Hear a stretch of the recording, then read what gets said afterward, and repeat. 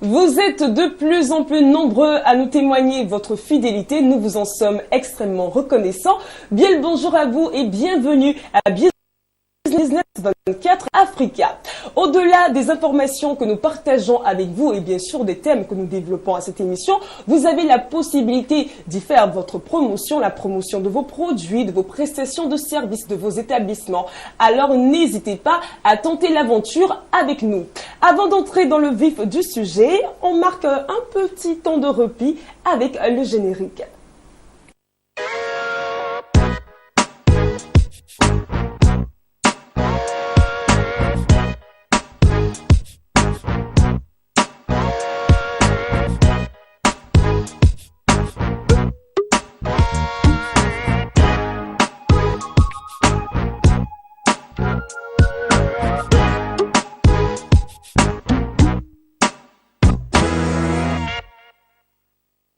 Démarrons cette émission par les éphémérides. Aujourd'hui, c'est le 7 avril, nous le savons tous. Eh bien, le 7 avril est le 98e jour de l'année. Il ne reste plus que 268 jours avant le terme de l'année. Tout de suite, ouvrons la page des événements liés à cette date du 7 avril. Eh bien, le 7 avril 1948 a vu la fondation de l'Organisation mondiale de la santé, OMS. Eh bien, le 7 avril 1891 naît Ole Kirk Christiansen, industriel danois, par ailleurs inventeur du jeu Lego, jeu que nous connaissons tous. Et puis, sachant ceci, eh bien, le 7 avril 1947, le célèbre constructeur d'automobiles Henry Ford succombe à une hémorragie cérébrale à Détroit aux États-Unis à l'âge de 83 ans. Et puis, sachons-le tous, aujourd'hui c'est la journée mondiale de la santé, marquée donc par 191 pays membres de l'OMS. Par contre, hier c'était la journée internationale du sport pour le développement et la paix. Le sport et la santé, nous le savons, sont intimement liés. Nous allons aujourd'hui essayer d'établir une relation entre le sport et la vie professionnelle ou encore le sport et l'économie. Et bien sûr, nous avons décidé de le faire avec une personne bien avertie en la matière comme toujours. Il s'agit de monsieur Mahamadou Ouedraogo, qui est ceinture noire, 4e douane de Wushu. Bonjour à vous. Bonjour. Comment allez-vous? Très bien. J'ai pris le temps de bien prononcer ces termes que je ne comprends pas. Et je suis sûre que les téléspectateurs sont nombreux à ne pas comprendre ces termes. Avec vous, nous allons avoir des éclaircissements. C'est quoi douane de Wushu? Expliquez-nous un peu tout ça. Le Wushu, c'est l'art martial chinois. Très bien. Oui, l'art martial chinois. Aujourd'hui, les gens parlent du Kung Fu. Kung Fu. Sinon, c'est le Wushu qui est l'art martial chinois. Sinon, le Wushu et le Kung Fu veut dire perfection. Donc, pour ceux qui ne savent pas, on dit le Wushu. Au lieu de dire le Kung Fu, il faut dire le Wushu. Très bien, donc le Wushu. Et quand on dit 4e douane, qu'est-ce que ça veut dire? C'est quoi? C'est un grade? Qu'est-ce que c'est? Ok, donc 4e douane, c'est des niveaux. C'est des niveaux, c'est des grades. Sinon, je suis disciple de la 34e génération des moines du temple Shaolin. Mais vous voyez que depuis un certain temps, les gens veulent voir l'évolution. Donc, ils ont commencé à faire ce qu'on appelle les passages de grades et autres. Raison pour laquelle on fait des passages de grades pour montrer que ouais, on a tel niveau, on a tel niveau, on a tel niveau. Sinon, les vrais grades vivent en nous. Ah, super. Alors, nous allons commencer donc ce thème en essayant donc de bien définir les bases. Nous parlons donc de sport et économie ou encore sport et vie professionnelle. C'est pourquoi il est intéressant de savoir ce que c'est que le sport. On va donc retourner à nos classes de 3e, de 4e ou encore on faisait l'EPS qui est donc l'éducation physique et sportive. Et puis, on va à nouveau savoir ce que c'est que le sport en quelques mots. Le sport, c'est l'ensemble des exercices. Ensemble des exercices bien organisé. D'accord. Exercice physique. Physique, exercice physique, des jeux. Marcher, c'est du sport. Courir, c'est du sport. C'est tout ça qu'on appelle le sport. Très bien. C'est pourquoi, parfois, on classe le Scrabble dans la discipline du sport. Je ne sais pas si c'est correct de le faire. Et bien sûr, parce que quand on parle du sport, c'est pas seulement le physique, mais il y a aussi le côté mental. Mental, ah très bien, mais je suis sûre que les mathématiques devaient être classées dans la discipline du sport parce que ça fait travailler le système nerveux et le système cervical. Enfin, c'est moi qui parle comme ça, excusez-moi, je raconte des choses ici. Alors, tout de suite, on va poursuivre cette discussion en demandant à notre très cher invité quelle devrait être la place du sport dans la vie professionnelle, dans la vie d'un employeur ou d'un employé. Quel est l'impact, pour tout dire, quel est l'impact du sport sur la vie de ces deux catégories de personnes, employeurs et employés? Très belle question. Et vous savez, aujourd'hui, en France ou en Chine, dans les grandes entreprises, il y a toujours un prof de sport. Un prof de sport qui doit s'occuper des employeurs. Parce qu'aujourd'hui, quand on n'a pas la santé, on ne peut pas travailler, on ne peut pas avoir de bons rendements. Donc, il faut faire le sport, l'activité physique. Après le travail, peut-être une journée assise au bureau, avec la climatisation, avec les ordinateurs, on réfléchit, on ne bouge pas assez. Et après, vous voyez qu'il y a le stress. Donc, le sport permet d'évacuer le stress. Et quand on fait le sport, on va respirer bien, on pourra, avec le sport, contrôler ses émotions. Parce que faire du sport, c'est bouger, c'est dégager, dégager de l'énergie, dégager la sueur qui est en nous. Parce que tout ça là fait qu'on a trop de graisse, on ne bouge pas, on est là, on est stressé, mais avec le sport, bouger, ça permet d'oublier un peu ce qu'on a au bureau, d'oublier un peu les histoires de famille, et pour une heure, et après, on reprend encore d'autres énergies positives pour pouvoir attaquer le service. Très bien. Là, on parle donc de l'impact du sport en général sur la vie de l'employeur ou encore de l'employé. Maintenant, nous allons essayer de nous appesantir sur la discipline que vous tenez, à savoir l'art martial, le wushu, donc qui est de la grande famille des arts martiaux. Qu'est-ce que les arts martiaux peuvent donc apporter de spécifique à la vie donc des employeurs et des employés, puisque nous avons décidé de circonscrire notre discussion au cadre professionnel? Au niveau du wushu, nous avons à peu près 3 classes. Nous avons ce qu'on appelle les taolu, des enchaînements. Mais là, c'est pour les enfants. Parce que les enfants, eux, ils pratiquent le sport. Quand ils pratiquent le wushu, à l'école, ils peuvent avoir de bons rendements. Maintenant, quand on prend de l'âge, nous allons parler maintenant du tai chi. Parce que le corps physique, à un moment donné, ne pourra plus répondre. On a peut-être 25 ans, 35 ans, donc nous devrons faire du tai chi.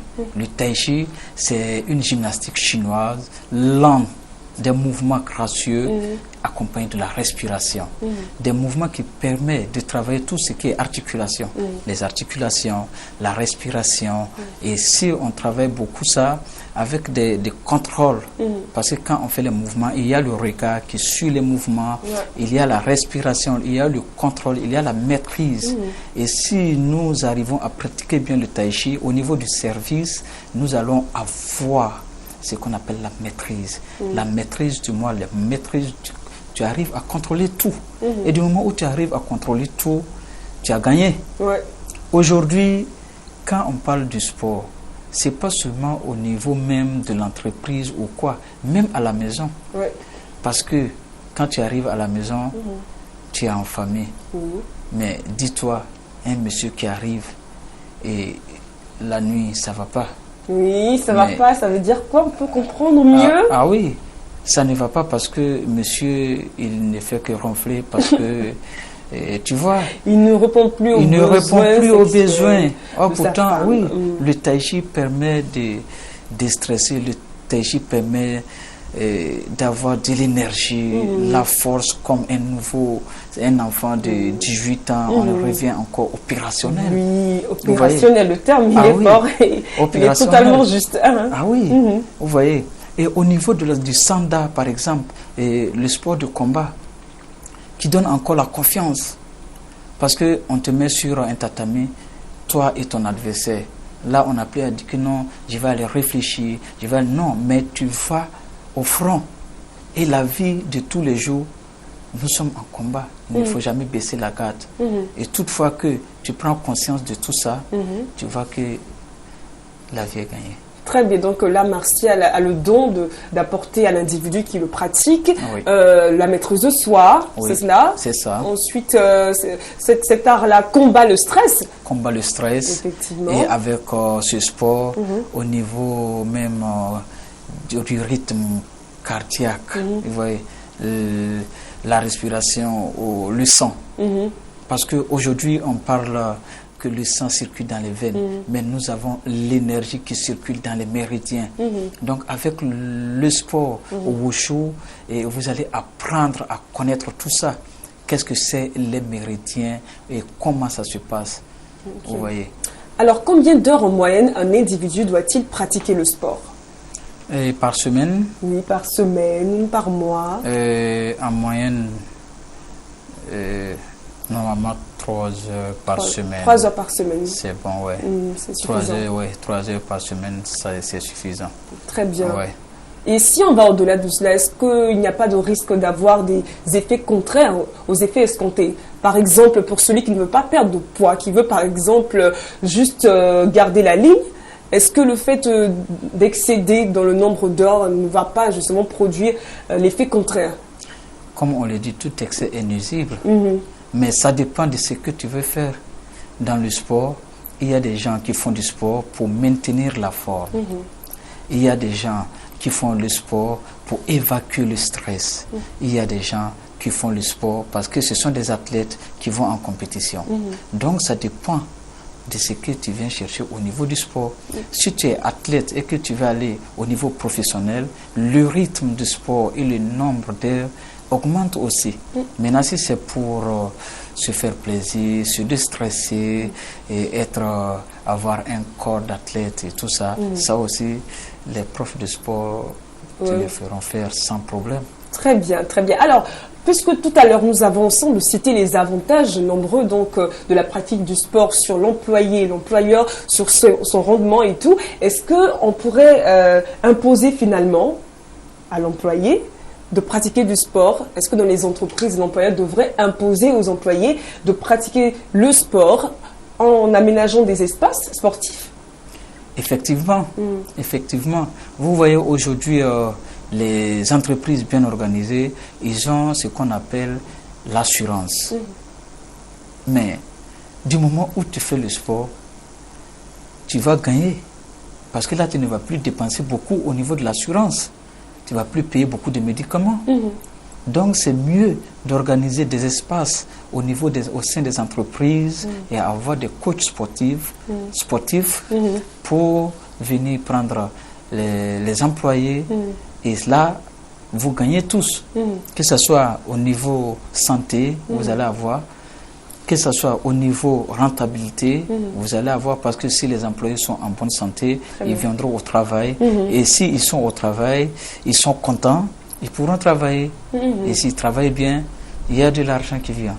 Ah oui, alors très chers employeurs, vous êtes interpellés sur cela. Il serait intéressant, comme le dit notre maître en wushu, il serait donc intéressant d'aménager des espaces sportifs au sein des entreprises. Alors, dernière question, et j'espère une question qui va certainement retenir l'attention de tout le monde. Est-ce qu'on peut faire de l'industrie du sport une industrie très rentable à l'image des industries sportives aux États-Unis ou encore en Espagne? Est-ce qu'en Côte d'Ivoire, on peut créer cette grosse machine sportive qui va réunir des millions et des millions de spectateurs et de téléspectateurs? Est-ce que c'est possible ici? Et surtout, est-ce que c'est possible dans toutes les disciplines sportives, du football au wushu notamment? Effectivement, puisqu'on parle de l'émergence 2020. Donc l'émergence, c'est tout. Le sport fait partie. Aujourd'hui, au niveau du sport en Côte d'Ivoire, vraiment, ça monte et ça monte vite. Vous voyez, avant, on n'avait que peut-être 2 grands gymnases, mais aujourd'hui, il y en a plein. Et ça monte, ça ne fait que monter. Au niveau du wushu aussi, et cette année, oui, en 2015, on était au championnat du monde à Jakarta. Vous voyez que ça monte. C'est super. Donc, on ne va pas se sous-estimer. Bien sûr. En Côte d'Ivoire, je vous assure que l'émergence au niveau du sport en 2020, vous allez voir. Vous allez voir que ça va beaucoup monter, ça va beaucoup monter. Aujourd'hui, les gens ont compris qu'il faut faire du sport. Donc, les gens investissent beaucoup dans le sport. Déjà qu'on parle de Jeux Olympiques, des Jeux Olympiques, de la francophonie et tout ça. Et même au niveau des entreprises, les gens ont su que vraiment le sport donne... C'est le bien-être, c'est le bien-être. Donc les gens investissent beaucoup. Il y a des appareils, les grands gymnases et tout ça. Donc vous voyez que jusqu'en ici 2020, les coachs sportifs en Côte d'Ivoire vont rouler avec de grosses voitures. Ah oui, comme aux États-Unis. Je pense que je vais m'investir dans le sport, on ne sait jamais.